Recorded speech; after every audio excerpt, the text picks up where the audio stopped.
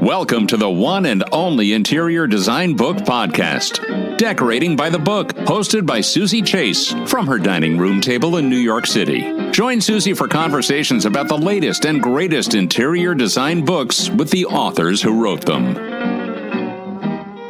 My name is Owen Hopkins. My book is called The Brutalists, Brutalism's Best Architects, and it brings together 200 of the most interesting brutalist architects from across the world, starting way back in the 1930s and coming right up to the present, but with a big focus on the 60s and 70s.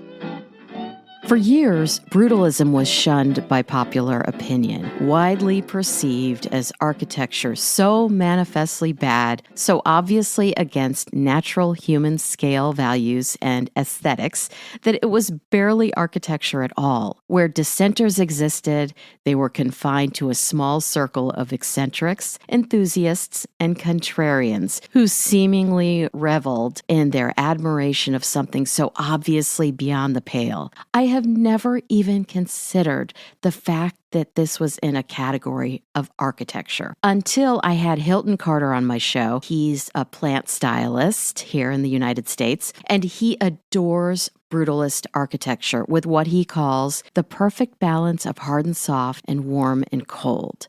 So what is the current popular opinion of brutalism in 2023? Well, that's the essential question, really. The fact that this book exists indicates that there is an appetite and a widespread interest in brutalism, and that, I mean, that's certainly been borne out over the last decade or so. There's been a proliferation of books, but also prints of mugs, key rings, brutalist models, and a whole host of social media accounts dedicated to brutalism. But at the same time, I think alongside this revival of interest in brutalism and this new generation of enthusiasts that have appeared, there is still vast swathes of opinion that still hates it, that still sees it as the antithesis of what architecture could or should be. And in some ways, that negative response has even hardened in recent years. So,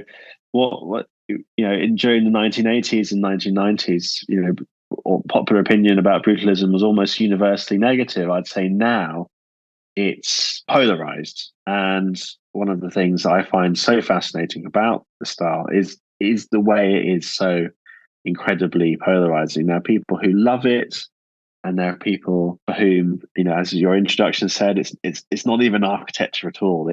It's so far beyond the pale. When did the style emerge? There are multiple brutalisms, and that's one of the things I try to tease out in the introduction, and it's obviously reflected in the massive range of architects that are included in the following pages. But brutalism is usually considered to have emerged in the 1950s and as an English thing, then called the New Brutalism. The actual word itself has nothing to do with being brutal, although it's often seen in those terms, given the nature of some of the buildings. It derives from the French Béton Brut, which literally translates as raw concrete. And it emerged in England through the work of a group of architects, but also artists, filmmakers, writers, critics that were attempting to reformulate modernism, something that had emerged in the 1920s, rethinking the direction of modernism after the Second World War in light of mass culture, the advent of TV, colour magazines. What role could architecture play in this world that could not ignore these changes in popular culture, but embrace them, but in a way that doesn't mean giving up the modernist principles of architecture being this tool for improving the world? One can pinpoint brutalism's origins, but at the same time, it sprung up in lots of different places and very much was the architecture that manifested the zeitgeist of the 50s, 60s, and 70s in Europe, in the US, South America, across the world.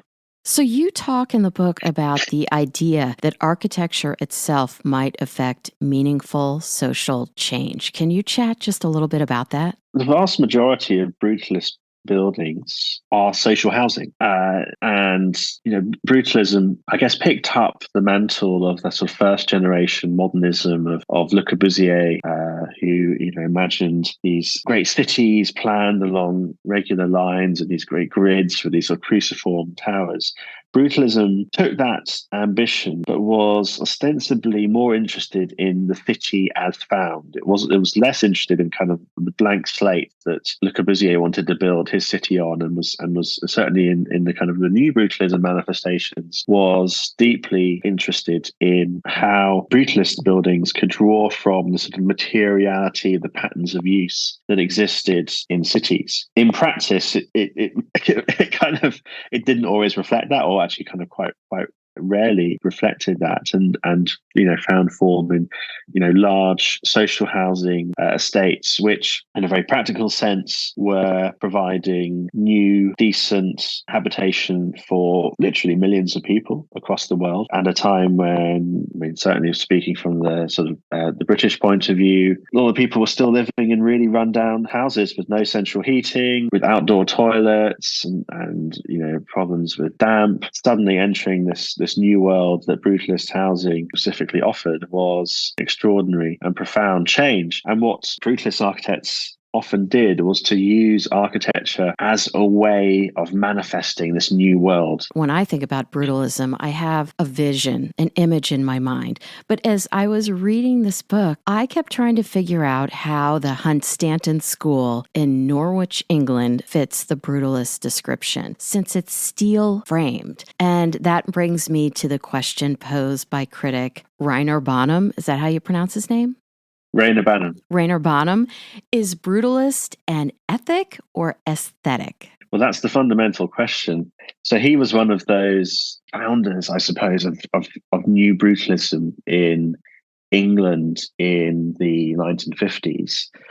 He wrote a famous article in the Architectural Review in 1955, which kind of codified it, and then a subsequent book a decade later. And he identified the school you mentioned, Hunstanton School, by Alison and Peter Smithson as a landmark brutalist project. But as you say, it's steel and glass, almost a kind of Miesian architectural language, looking at the projects that Mies was doing in Chicago at the time, the IIT in particular. But for Banham, it was this archetypal brutalist project because it embodied this truth, this almost a radical truth. There was no attempt to hide the fact that this was steel or glass. It was what you saw was essentially what you got in the building. And, that was generally much easier to do with concrete, because, concrete is this material that can be both an external surface and also provide the structure. But for Banham, the Hunstanton School really kind of manifests this in a very clear way, perhaps because it was an exception which kind of proved the rule. And this question of whether it's an aesthetic or an ethic is a really fascinating one, because of course the answer is both.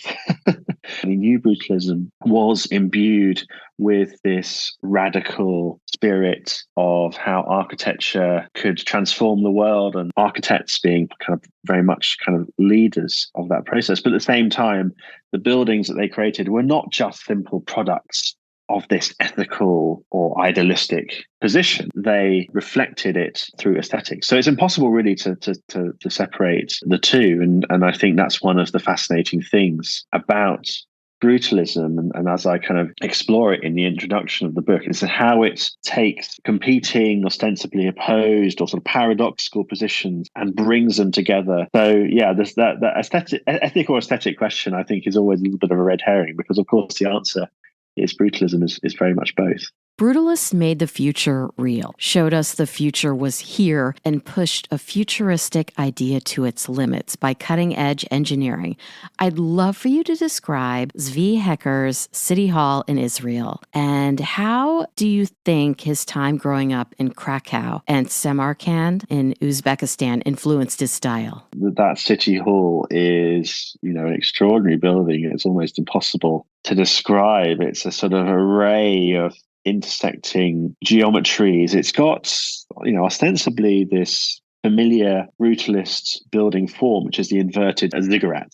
And one sees that in countless examples, from the City Library in Birmingham in the UK to Boston City Hall. But here it's taken kind of several steps further than it's usually seen, with this repeating diamond pattern on the outside, and then a kind of superstructure that emerges from what ground level appears as a flat roof, although it's not flat.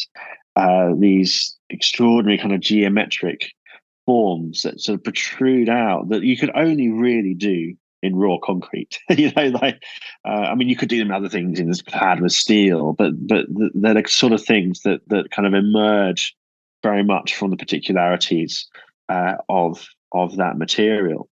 Where this design came from, whether it, to what extent it reflects Hecker's time in Krakow or in Uzbekistan, for example, is really impossible to say. I mean, this is always one of the sort of fundamental questions with architects, is how their kind of early experiences, growing up in certain places, are manifest later on in their architecture. I mean, sometimes it's very, very clear, very obvious, very direct, but on other occasions, it's very hard to draw these comparisons. Most architects tend to resist these kind of direct lines or lineages. They like to see their ideas as wholly original. I'd love for you to chat a bit about Agustin Hernandez Navarro's Praxis home in Mexico. And I seem to associate brutalism with colder climates, and I am not sure why. But this home is fantastic, and it looks like it's growing right up out of the mountain. Yeah, it really does. So one of the things that I hadn't, when I started doing the book, I hadn't quite appreciated how much brutalist architecture that there is in South America and in Central America. I'd kind of obviously was familiar, being from the UK, with European brutalism, US brutalism, the brutalism that happened in the kind of the Soviet bloc, in Japan. And I was kind of conscious that yes, it was big in South America, but I hadn't realized quite how big. And there it's used as a way of creating architecture that is decidedly modern, but at the same time has this ability to draw from pre-Columbian architecture in its massing, in its sort of monumentality, to some extent in its materiality.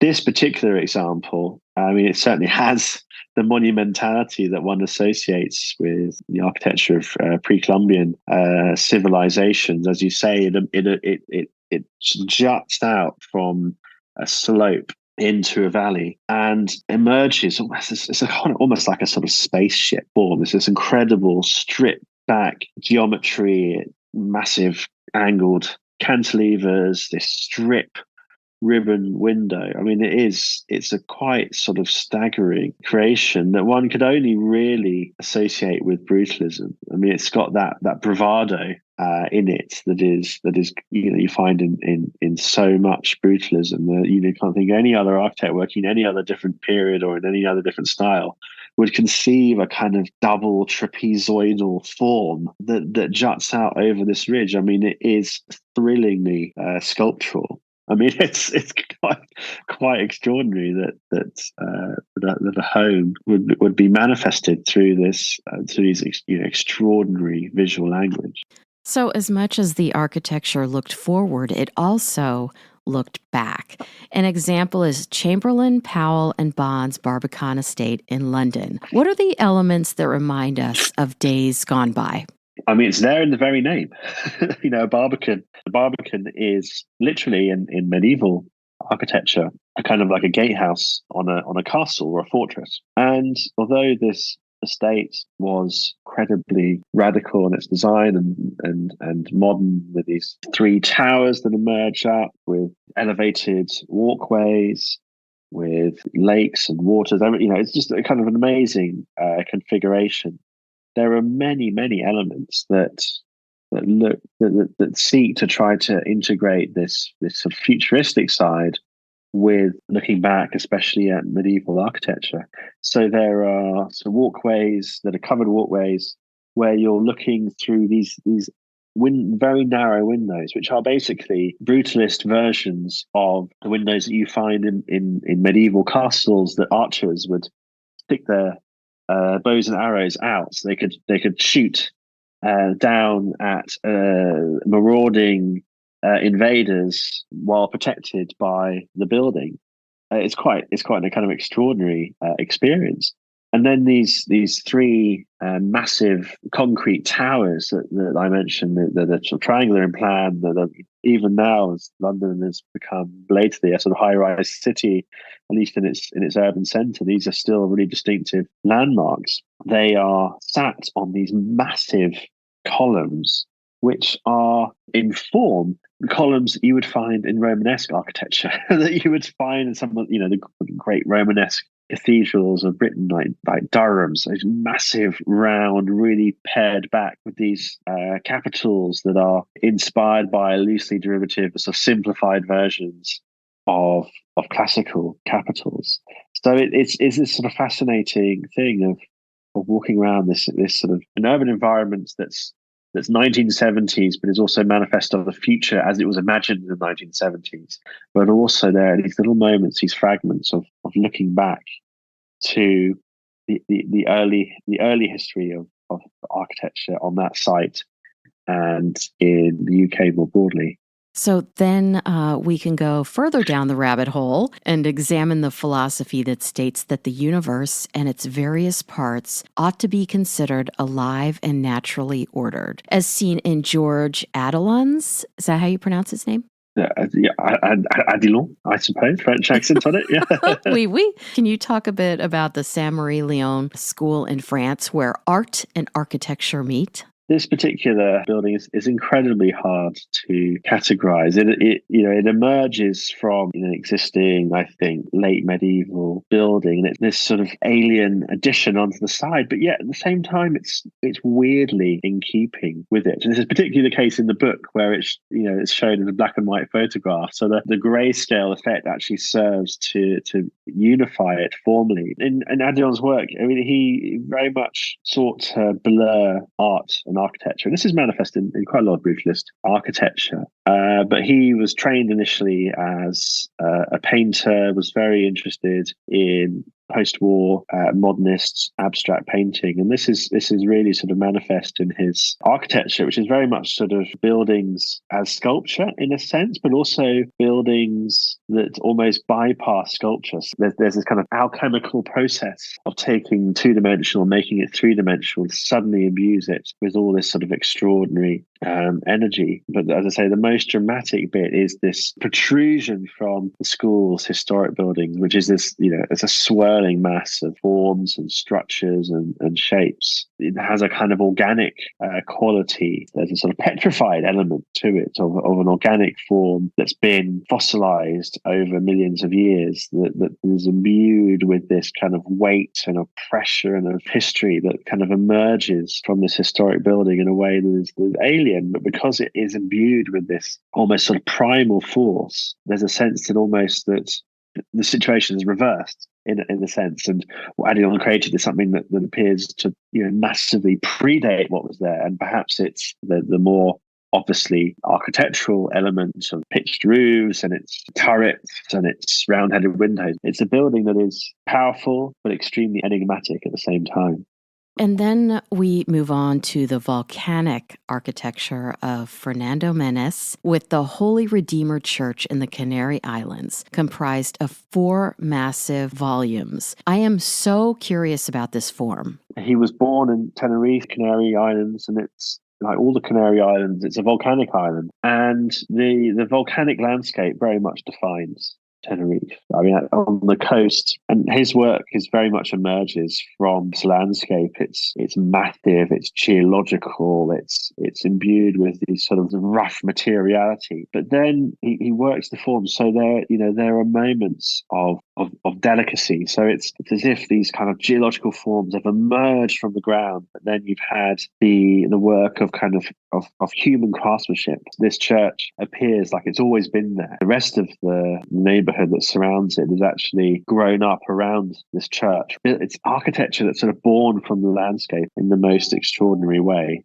In your opinion, what is the most iconic brutalist building in the world? I could give you an answer for every day of the year, perhaps, but I would pick something that is, or was, because it no longer exists, close to home, and that's the Trinity Square car park in Gateshead in the northeast of England. And the Trinity Square car park towered over the town of Gateshead as this extraordinary local landmark. It had a shopping centre at the base in typical brutalist fashion, split onto multiple levels. It was almost like a kind of mega structure.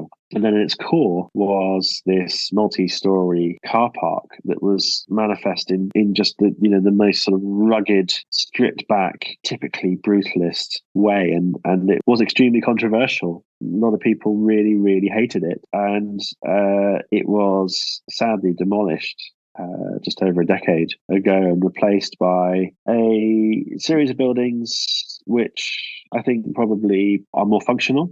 It now works rather better as a sort of shopping district, but it's one of those buildings that perhaps if it had survived another decade, it may not have been knocked down. The taste might have turned just enough, and it might have survived and have found a way to be reinvented. But sadly, it went and is now this kind of ghostly presence. Generally, the people who own the home decorate it with furnishings that harmonize with the exterior. I wonder about decorating a brutalist-style residence. Could you please talk a little bit about the interior decorating aspect of it? It's a really interesting question. Some brutalist architects treated particularly private houses almost as a total work of art, and their design extended to the interior treatment and particular choice of materials, and even the choice of furniture. And many other brutalist buildings, brutalist social housing, you're just left with flats that you get to furnish however you want it. A few years ago,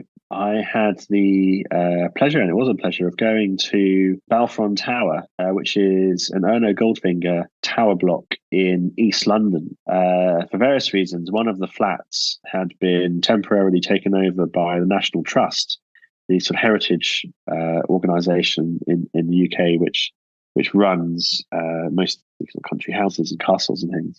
And they'd taken over one of the flats, and they had commissioned the designer Wayne Hemingway and his daughter Tilly to sort of deck it out in furnishings that would have been popular when the building was completed in the sort of mid 1960s. And it really was this kind of extraordinary experience of stepping into this world that was sort of familiar, but also incredibly distant, with the sort of G-plan furniture and these sort of shag pile rugs and posters of the Beatles up on the wall, and these sort of iconic sort of 1960s lampshades and things like that. But what it kind of ignored, though, was the fact this was social housing. The people moving in would unlikely have been able to afford to buy wholly new 1960s furniture to deck out their beautiful new flats. So in reality, there probably would be a few things that were very much 1960s, but a lot of it would have been probably still like 1930s stuff, some Victorian stuff as well. So it really would have had a bit of a sort of mishmash of different types of furniture in this flat for this reason, and so it was interesting, therefore, that what was presented was a bit of a fiction, an enticing one, but a fiction nonetheless. The reality would have been much more eclectic, purely as a result of sort of just the practicality and the means of the people occupying it. You're an architectural writer and curator, and also the director of the Farrell Center at Newcastle University, a brand new public center for architecture and cities. So I'd love to hear a little bit about this, and when does it open? We are opening to the public on the 22nd of April. And the rationale behind the centre is to create a place where local people can go to find out about their city, its past and its present, and in the process get a sort of stake in shaping its future. It emerges from the belief that architecture and planning should not be things that happen behind closed doors, but that the public voice is absolutely central to them, to creating places that people want to live in, that people feel happy living in, that they feel they have a sense of ownership. And we'll be looking to sort of achieve this through a whole variety of different ways. We'll be running exhibition programs that kind of connect local issues and situations to concerns and themes that are regional, national, global significance as well. Architecture has this ability to obviously be intensely local, but also connect to this much broader realm of ideas and situations, which we'll really be trying to tease out. And then alongside that, we'll be running a whole range of live programs or talks, roundtable meetings, workshops for schools and families, kids, but also offering our spaces to other groups, other people in the local community whose missions intersect with ours, who have similar agendas. Where can we find you on the web and social media? So I'm on my website is owenhopkins.co.uk. I'm on Twitter intermittently at Owen_Hopkins, and on Instagram at Owen Hopkins, all one word. This has been so fascinating. I got lost in this book. I cannot thank you enough for coming on Decorating by the Book podcast. It's a great pleasure. Thank you for having me. Follow Decorating by the Book on Instagram. And thanks for listening to the one and only interior design book podcast, Decorating by the Book.